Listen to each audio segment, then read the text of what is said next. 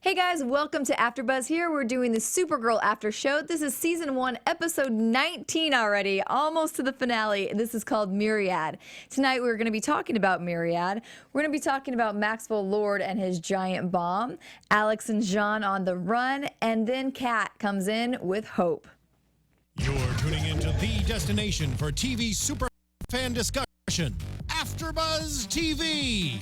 And now, let the buzz begin.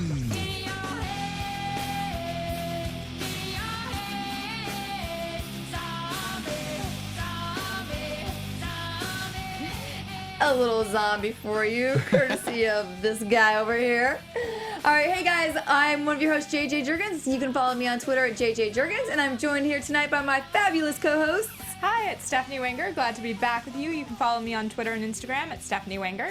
And I'm Tauri Miller. You can find me at Tauri J, T-A-U-R-I-J-A-Y. With that sexy voice. And hopefully you should check the little Twitter feed because he just did a very sexy little Superman strip tease before we started tonight with his low singing voice, and I think that might have gotten tweeted out here, or it's going to be soon, so look out for that. Yeah. G-rated, everyone. It's G-rated. But very enjoyable. All right, well, let's start right away just talking about Myriad. So we got the whole city is just zombies, just controlled by Non. So crazy to see, and such like a far away experience from what we've seen in the rest of the episodes of this season. Really kind of this climactic ending to the show. I know obviously we have one more episode, but it feels like it's really gearing into that finale at this point. Yeah. I thought it was really interesting. I loved that basically Non was able to use her friends against her. I liked that. I liked what the idea of it was in that it turned everyone into a supercomputer. So it's just leveraging people's minds in order to have them essentially work towards the same goal. I thought that was cool. Yep. Yeah, so let's talk about the debate a little bit more because their whole reasoning behind this, and I guess the side you can argue is there's no Democrats, no Republicans, nothing to make people pit against each other. And this is how they think is the world, everybody working to solve the world's problems this one way. I mean, what do you think about that really being a way, the goods and the bads of each side of that being a way for society to be? What's interesting is that obviously without different opinions, like the world doesn't move forward. Like we've seen that time and time again. You need everybody's opinion in there, good, bad, whatever you believe. Opinions matter and make the universe what it is. So essentially by stripping people of that, I feel like you're not getting a full universe. You might be getting a more productive universe. Like Kat says, oh, they're all so quiet. But you're not really getting that, like, the other things that make the universe, like, full and lovely and the world we live in. Right. And, I mean, essentially it becomes a dictatorship where you're trying to control all information going in and out. And when you have such homogenous thinking, like, we as individuals don't know what's right for the world. It's through our collective efforts that we kind of come up with the solutions. And so having everyone essentially under one guy's thumb will ultimately lead us to our own destruction. It was an interesting take in this political election and the way that things have been going, that this is something that they chose to do. And you know that a show like this plans out their episodes a year, and probably they had this planned last year at this time, I would guess, like where this season was going. Yeah. So it's interesting that they it's so up. If you look at a deeper level, it's so where we are in our society and kind of taking it obviously to an extreme, but really an interesting take.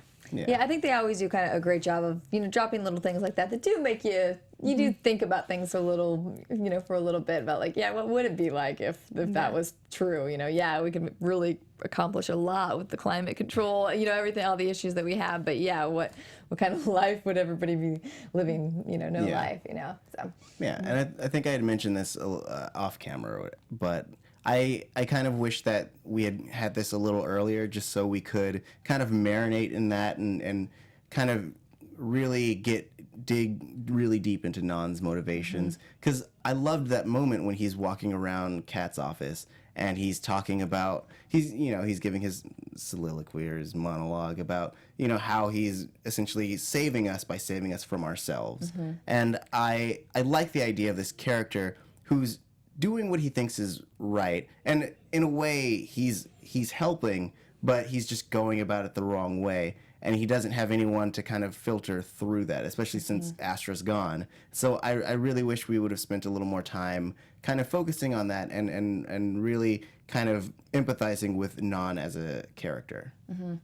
Yeah, I agree with you, because we did talk about that before, and we'd love to hear how you guys feel about this as well. Because I think having him and then also Indigo, that bond that they have, it would have been nice to see a little more of that earlier on, instead of, I think, boom, it kind of being dropped in on the second to last episode. Yeah, because we mentioned off camera that it was like we were introduced to the character, and then he kind of faded away, and we went on and we had, the crossover episode and all these other things happen this season, and then came back and you're like, wait, he's evil, this, like, what is he, or maybe he's not evil, but he, has this plan that might be a little ill-conceived.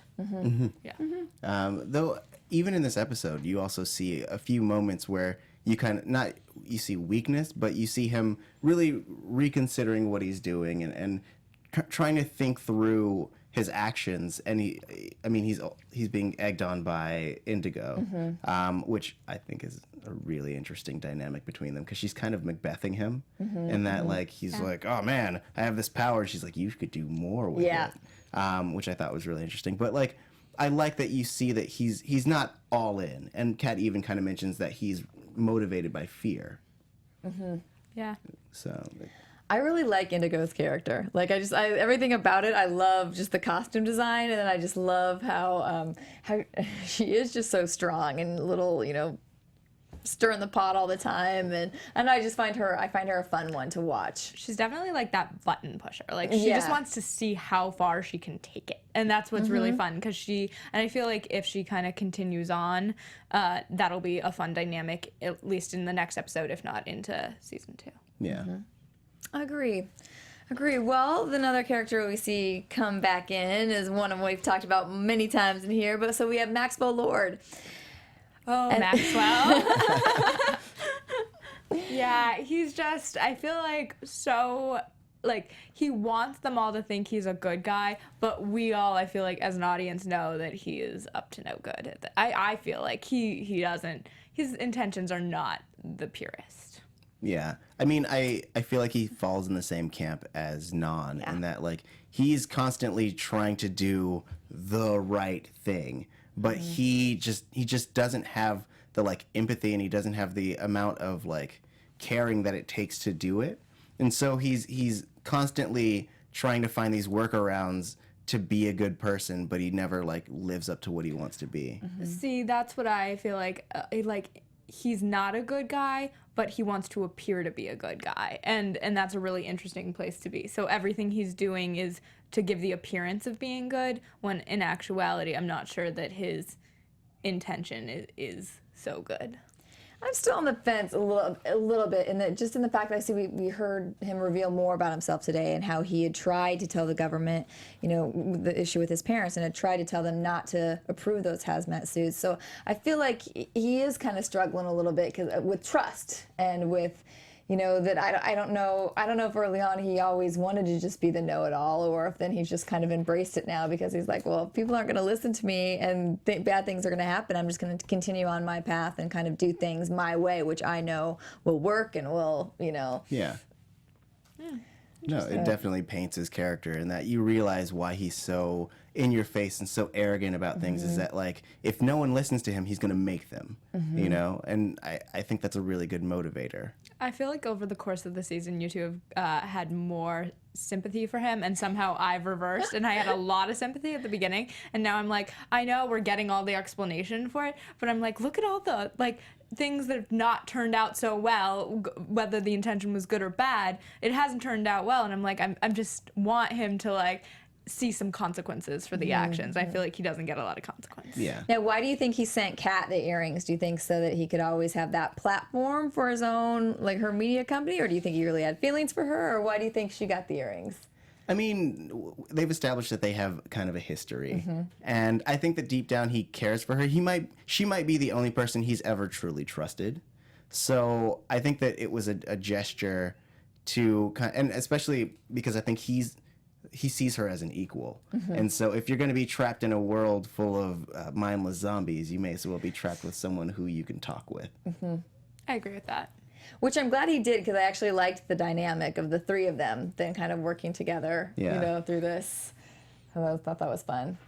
We had some good Cat moments again. I mean, I know we'll talk about her more later on, but I thought she always drops certain things. I love the Harrison Ford line tonight. That was my favorite. I was just like, that's so great. I like when shows are a little bit self-aware, and that is such a great self-aware moment with Callista obviously being married to Harrison Ford. You just, like, it was just the perfect, like, I was like, oh, that's such a fun, and it was such a drop, like, they could have filled any line in that moment. Yeah. Like, they didn't have to have it be Harrison Ford. You could have it be any actor out there, and it was just so fun to have it be that. Yeah. I did not know they were married. There you Learn go. something Really? new I did not. Wow. Oh, okay. Yeah. Yeah, that's why it's so funny when she's tell him I do not date older men. Yeah. And she's, That's great. Yeah. Harrison Ford, Callista Flockhart, married. Breaking Hollywood news. anything else more to say about Maxwell and his plan? So he was okay with letting 8% of the population die in order to save the rest. Yeah. You guys, I mean, you think that's a viable plan, or? I mean, I feel like this is going to be a weird thing to say, but I feel like it's a decision that we and many countries make on a regular basis. You know, it's always a matter of how do we go about doing this and to lose the least amount of lives. Yeah. So I thought it was I thought it was fun to have the idea of a realist situation versus an idealist situation. You know, and trying to overpower that. Right. So the idealist, the romantic, the optimist in me 100% wants everyone saved because that's who I am. But I do understand exactly what you're saying. To have this realistic option and 8% obviously is a lot when you're looking at those kinds of numbers. 8% is always a lot when you're talking about lives. But to me, it just felt like, again, I was just like, well, is there a way to push it to like 6%? Like, I just always want fewer lives. And so that was what I wanted, like, someone to come in with a last minute option, and maybe that'll happen next week. Yeah. But I was still wanted, or maybe Supergirl will save everyone. With hope. Yeah. Yeah. Here's my only issue with his plan. We've established in the show that the Kryptonians have anti-kryptonite like shielding.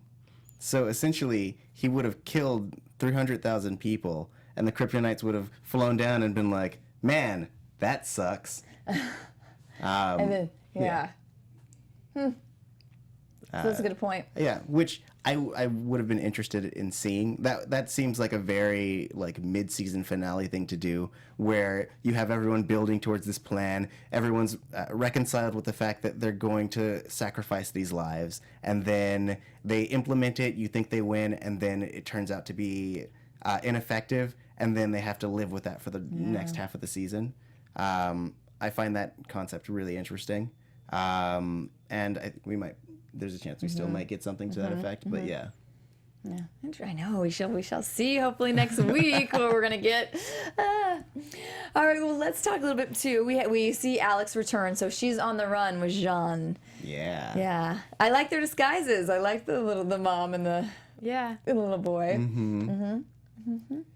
Well, yeah. I I like the moment when they get to Alex's mom's house, and she like is out for blood. She attack because she feels like someone's broken into her house. Yeah. And they have to reveal themselves, and that moment where her eyes light up when he turns into a grown man. So good. But yeah, I like the dynamic between Jean and Alex's mom, because she's a scientist, and so like she asks all the questions that after she gets through the wonder, she asks all the questions that you kind of like you never really think about, but are really important. Like, how does he transform? Like, is it an enzyme? What are the mechanics of it? So that was really fun. I agree with that. Yeah. I always think that the transformations on the show, and again, to go back to like the special effects as well, are so incredible. And like you look at those two actors and to transform them and have it look the way it does week after week is impressive just on a larger scale. Yeah, I agree with you. I enjoy watching it every time. Yeah, he does something. So, and then he also, so then he made the choice to not have Alex tell her that her husband's still alive. Yeah. So, I mean, it makes sense. Like, you don't want to give her false hope. Because, I mean, he could, yeah. Yeah, no, go ahead. Oh, yeah. I mean, he could be alive, or he could be dead. Like, what Jean saw could have been a flashback. It could have been like something else. Like, there's no telling what it could have been. So until they have something definitive, like, there's no point in being like, your husband's alive, and then ending up having to bring his body back. You know? Exactly. You have no idea what kind of state he's in or what's true. Yeah. That was a good choice too, I thought. I agree. Yeah, I totally think that exactly as you said. Yeah, there's not much I wanted to add to that. So we did see, I mean, we kind of thought that it was going to be troublesome when he decides to take Alex with him and they're going to fight together, because now we see it's sucking so much of his power and leaves him vulnerable. Did you guys think that was gonna kind of happen?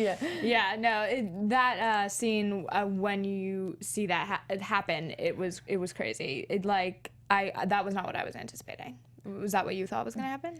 I just thought he was going to be compromised because he was going to have to be using so much of his energy and his resources to protect her, that I thought, this might not be a very good situation for him. Yeah. I figured they might end up having to fight, but the fight between Jean and Indigo was much better than could have expected. Just because it was really brutal. Like, they were just throwing each other around. Yeah. It's insane. We just chucked her into that building and then it goes on fire. Yeah. And this is good. And I also, because I'm a nerd, I love that she basically T-1000'd him, put a spike. So good.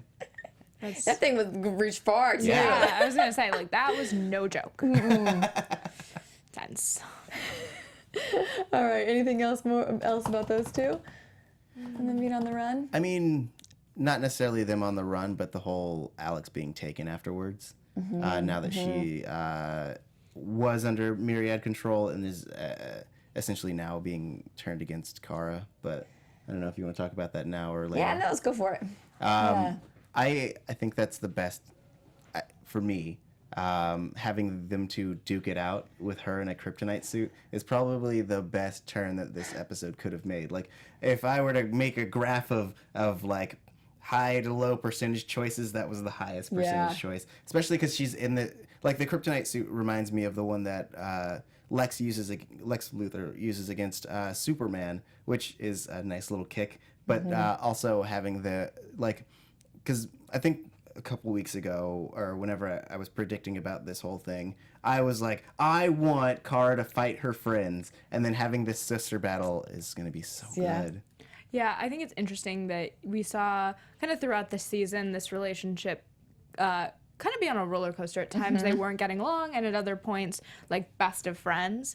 And to have the season end here where they're duking it out and she has kryptonite and she'll do anything to kind of, it appears, to destroy Supergirl. That's a really interesting, and I agree with you. That's like the top of the mountain. And I don't know where you go from there and what season 2 looks like at that point, but it's a really interesting place to end the season. Yeah, I agree with you both. I think this relationship has been one of my favorites that they've grown throughout the year, because I really think we have seen, we got their backstory, we've had, their current struggles, and it just really has, and the things that they've had to face and go through with each other really makes you invested in both of them. And I think both of their personalities you really like, because I love how Alex is such a badass, and so so I agree with you. I think having it kind of cultivate to this now, it was a really, really good move on their part, and really fun. So I mean, I just wonder how she's gonna get out of it, which is the main thing, because I mean, it's either she kills Alex or Alex kills her, or someone steps in maybe, but like there's a finite amount of choices that she has. Right.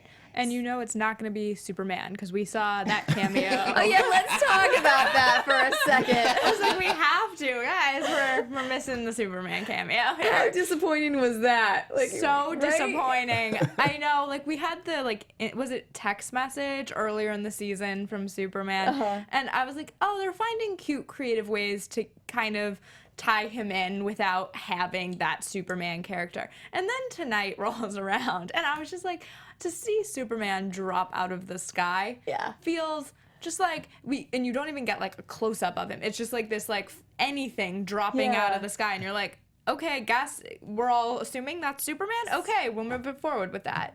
Yeah, I had a feeling that it was going to be a tease because of the fact we didn't hear any casting news, and there was never some but just to see him so far away like a little ant, and then pew, was just like, what? Yeah. That's so mean. Underwhelming. Yeah. Sad. I thought it was great. I just want more. I mean, if we get Superman on the series, I want Superman on the series. It just felt like exactly a teaser. I want season 2. I do want.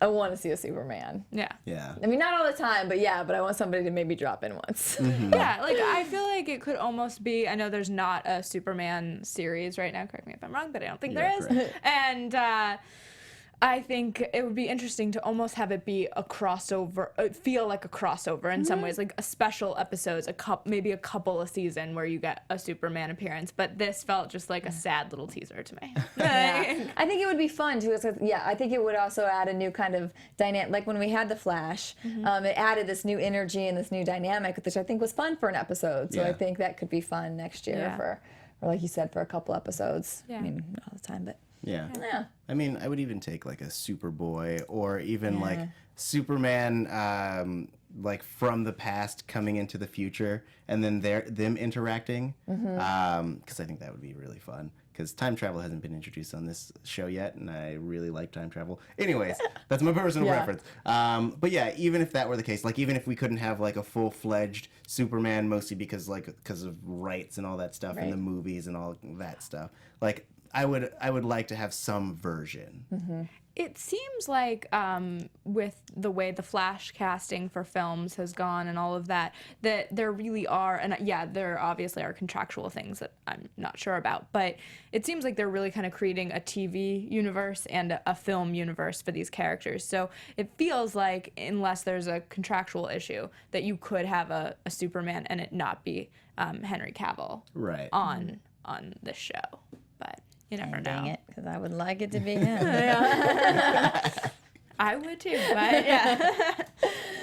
Well, let's talk about our last topic. So we have Cat Grant, who kind of brings the hope into the episode, and so let's talk a little bit about her interaction with Supergirl and how she gives her this other option, their ideas. Did you guys like this part? I thought it was classic Cat Grant. I mean, because I was also waiting for Supergirl to come up with a new solution, because it seemed weird that she was just like, yeah, let's kill a bunch of people. I feel like I'm powerless to not do that. So I like that Kat was basically, whether she knows that she's Kara or not, basically, mentored her in that situation to say, you change people's lives, and it's unheroic to go through with this, so figure it out, That's 100% how I felt. It was what we kind of saw in the beginning of the season between Kara and Kat. It was that very much advice mentor relationship, and at this point I'm thinking, and this may change, but I really do think that Kat is aware that Supergirl is Kara. It's such a similar relationship that I have to believe that she knows, because she's very much giving her advice, and I agreed with her advice tonight. I feel like there has to be another way. You have to find the workaround. No, yeah, I don't know. I still don't think she knows, but I'm just being. I don't know. Maybe I don't know. I mean, don't I would know. think that she should, because yes, it's the conversations are the same and they're very, but. And maybe that's just who Kat is. I mean, that's also a fair argument, that you could say that Kat just feels like she has good advice to give out and hands it out readily to everyone. But I don't know. I just feel like it's special because when you see her with the way she interacts with the rest of the office, it's not like that. I don't know. Yeah. True. What do you think? Do you think she knows? I think that she does, and I think she's just playing coy. You think so? Yeah.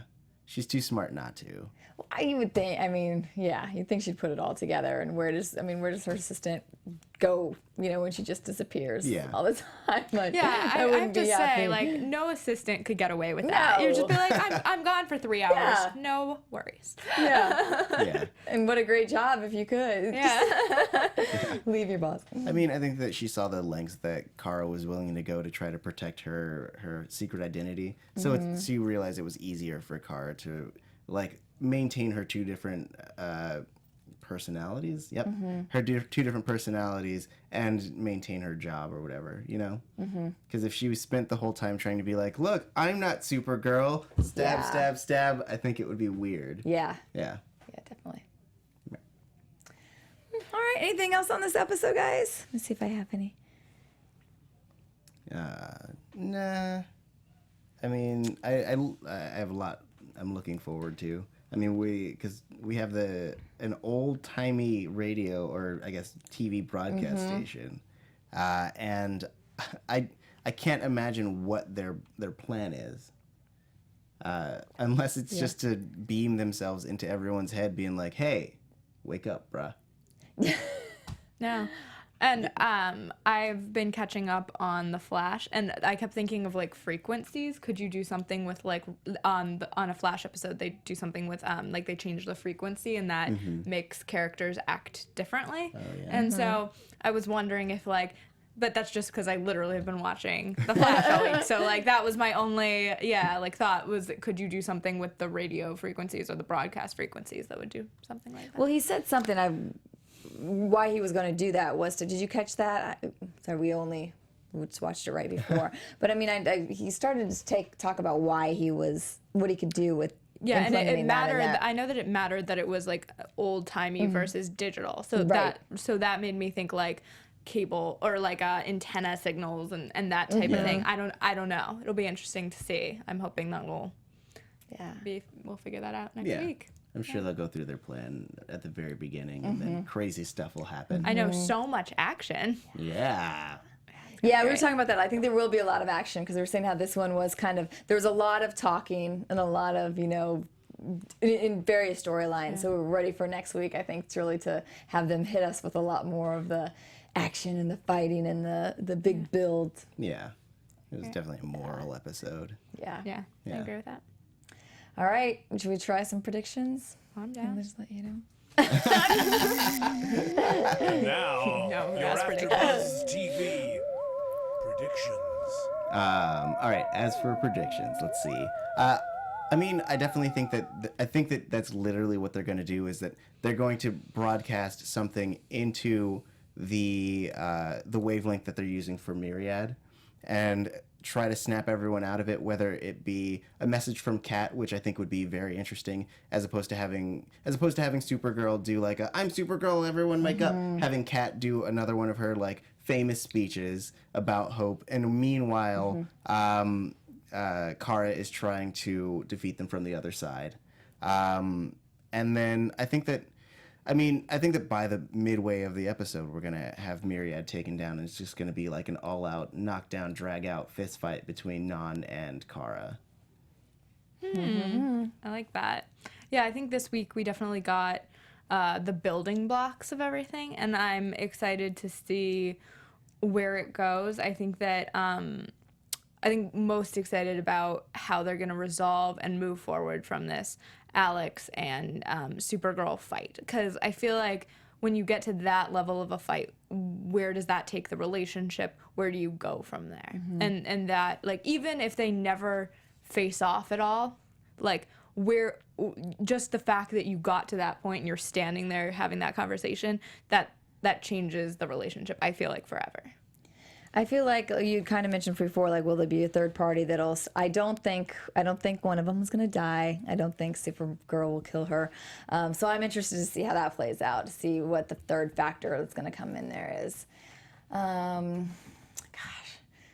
Other than that, I don't have any real good ones. I'm just so excited to see it all finally built. I can't believe we're at the finale already. Yeah. So. I mean, do you guys think that at the end of the episode, they will set up for season 2, or they will just resolve and everyone will just be standing on a rooftop with wind blowing, and they'll be like, "Hooray! Season's over." I think that's one of the biggest questions because right now, at least publicly, we don't know if they're getting a season 2. Right. So I would hope that they've written a finale that ties up some of the loose ends, but I feel like in order to have a great second season, you need to tease what that's going to look like a bit. So I'm a little bit torn on whether, I don't think it's going to be a perfect bow because I don't think they probably knew as they were creating the episode what this was for them, whether it was a true finale or a season finale. So I'm intrigued, basically. Yeah. I feel like it'll mainly be all wrapped up for this storyline, right? I mean, this is what we've been building to so far, but I feel like maybe in the last final moments we'll get like some little teaser, like something, just some image flash to us, or just something that we're like, what was that? So I don't know if that'd be the next threat or the next. Yeah. Almost like an Avengers film where like after the credits you get that like teaser scene, like just like a taste of something to come. Yeah. That's kind of what I'm hoping for with this. Even if they didn't think they were going to get a second and then realized they were and added that. Like that's what I'm aiming for. Yeah. Yeah. I mean, I agree. I definitely think that there's going to be some kind of stinger. I think that specifically it will probably be something Jeremiah Danvers related. Like he'll either be in Cadmus as a patient, or he'll be like have an eye patch or something and be like, haha, I've been watching Supergirl this whole time, and like setting him up as the next villain. Something to that effect. Like I think that Cadmus is very primed to be the next season's villain. So I hope that comes to fruition. Yeah, I like that. Good call on that one. All right, guys. Well, where can everybody follow you guys at? One more time. Follow me at Stephanie Wenger. You can find me at Tauri J, Tarijay. And I'm at JJ Jurgens. Thank you guys so much for watching again. So please come back next week for our final season, for our season finale. And we love, like you always do, comment. We'll read your comments before next week, and we'll have one big wrap-up conversation. So thank you guys so much. See you next week. From executive producers Maria Menounos, Kevin Undergaro, Phil Svitek, and the entire AfterBuzz TV staff, we would like to thank you for listening to the AfterBuzz TV network. To watch or listen to other after shows and post comments or questions, be sure to visit AfterBuzzTV.com. I'm Sir Richard Wentworth, and this has been a presentation of AfterBuzz TV. Buzz you later. The views expressed herein are those of the hosts only and do not necessarily reflect the views of AfterBuzz TV or its owners or principals.